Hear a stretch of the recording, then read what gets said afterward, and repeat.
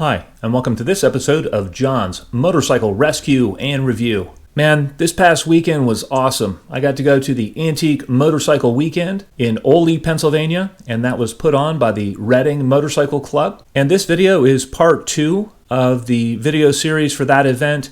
In this video, we're going to be taking a look at some of the pre-1970 motorcycles that were at the event. On Thursday, there was really nice weather, and there were lots of great vendors, lots of great people, lots of great food, and lots of really cool motorcycles. So I'll let the pictures roll here. I hope you enjoy this video. And again, these are some of my pre-1970 motorcycle highlights from the Antique Motorcycle Weekend in Oley, PA.